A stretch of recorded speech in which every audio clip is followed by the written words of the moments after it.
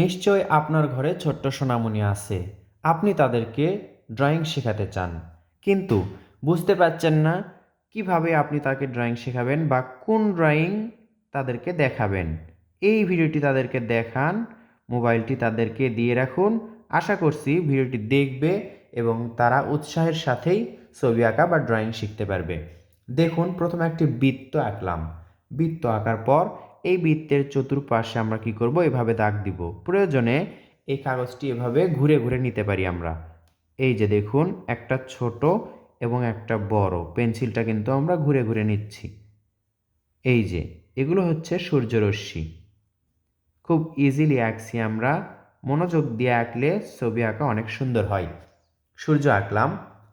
এরপর এর পাশে আমরা একটি সাদা মেঘ আঁকব। সাদা মেঘ আঁকা অনেক সহজ। ছোট্ট সোনামণিদের বা শুরুতে আপনারা যাদের ড্রয়িং শেখাতে যাচ্ছেন, এভাবে শেখান। কঠিন ড্রয়িং শেখানো যাবে না। আস্তে আস্তে ধাপে ধাপে কঠিন ড্রয়িং শিখতে হবে। শুরুতে এরকম সিম্পল বা ইজি ড্রয়িং করতে হবে, যাতে রঙগুলোও পরিষ্কার এবং সুন্দরভাবে করা যায়। তাহলে এক পাশে আমরা সাদা মেঘ এবং এক পাশে সূর্য আঁকলাম। এরপর আমরা কি আঁকবো, এখানে একটি ঘর আঁকবো। ঘরটি আমরা দেখুন, এই যে একটি ত্রিভুজ আঁকবো। প্রথমে আমরা সূর্য এঁকেছি বৃত্ত থেকে, এরপর ঘরটি আঁকবো ত্রিভুজ থেকে। একটি ত্রিভুজ আঁকার পর এই যে দেখুন, সোজা একটা দাগ নিচের দিকে দিব। এখান থেকেও একটা সোজা দাগ নিচের দিকে দিব। এরপর এটা আমরা এই যে মিলে দিব। তাহলে এখানে চতুর্ভুজ এবং উপরে ত্রিভুজ, আর এখানে বৃত্ত। বৃত্ত, ত্রিভুজ, চতুর্ভুজ এগুলো দিয়েই ছোট্ট সোনামণিদেরকে ড্রয়িং শেখাতে হবে। এরপর আমরা কি করব, এখানে অবশ্যই দরজা আঁকতে হবে। দুইটা সোজা দাগ ওপর দিকে তুললাম এবং এটা মিলে দিলাম। এই যে দেখুন, গোল করলাম। এই পাশে একটি জানালা আঁকতে হবে। দুটি দাগ সোজা দিয়ে এই তো একটি চতুর্ভুজ আঁকলেই হয়ে যাবে। এর মাঝে দুইটা দাগ দিব, এদিকে একটা এদিকে একটা, যোগ চিহ্নের মতো হলো। একটা সোজা দাগ এবং ডাবল, এটা ওপরে ত্রিভুজের মতো করে। এটা কি, এই দিক দিয়ে ধোঁয়াগুলো উড়ে যায়।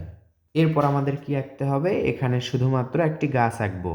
গাছ কিভাবে আঁকবো এখন, এই যে দেখুন, আমরা কি করলাম, ডব্লিউ আঁকলাম, ইংরেজি লেটার ডব্লিউ।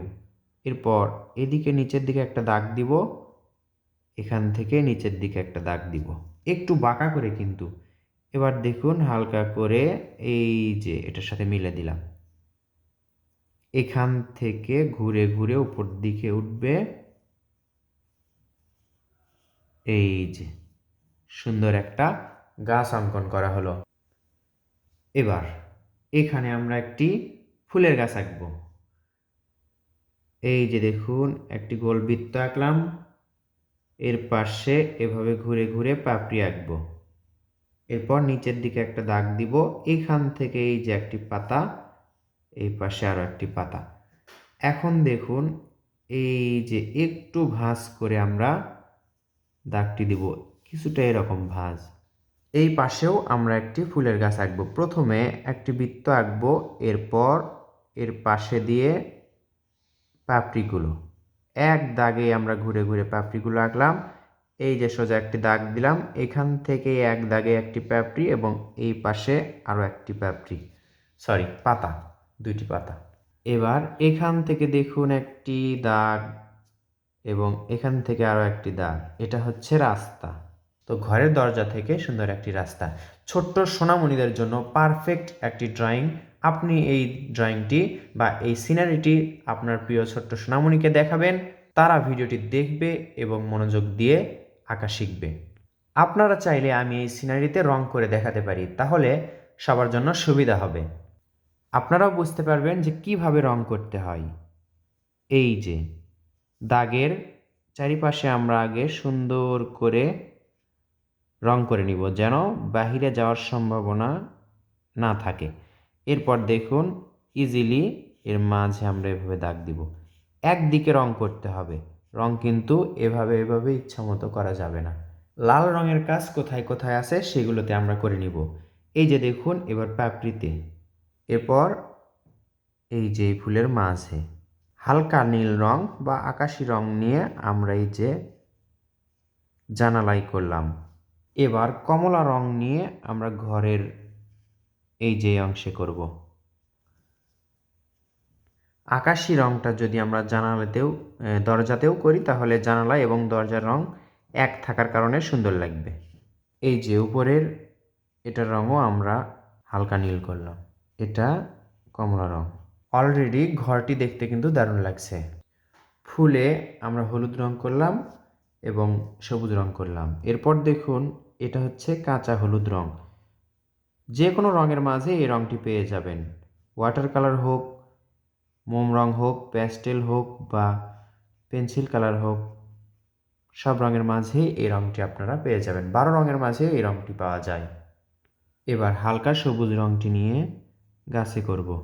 দেখতে পাচ্ছেন আগে আমরা আউটলাইনগুলো দিয়ে নিচ্ছি, তাহলে মাঝে রং করতে আমাদের সুবিধা হবে, সময় কম লাগবে, বাহিরে যাওয়ার সম্ভাবনাও কম থাকবে।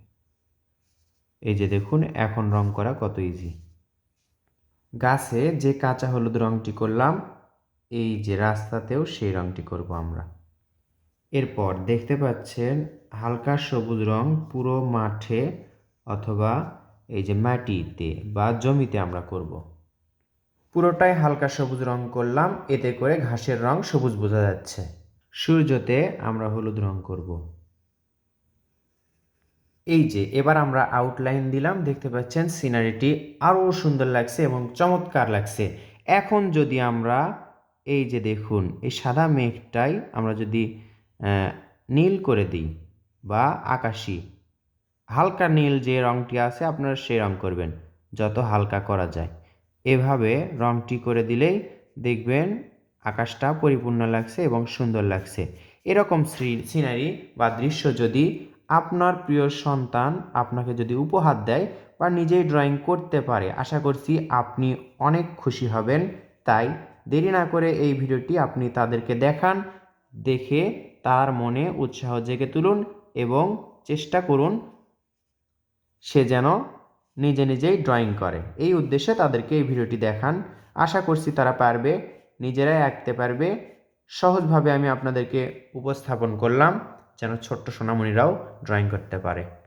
আর ভিডিওটি কেমন লাগলো কমেন্ট করে জানাবেন, ভালো লাগলে লাইক করবেন এবং শেয়ার করবেন। ধন্যবাদ। আসসালামু আলাইকুম।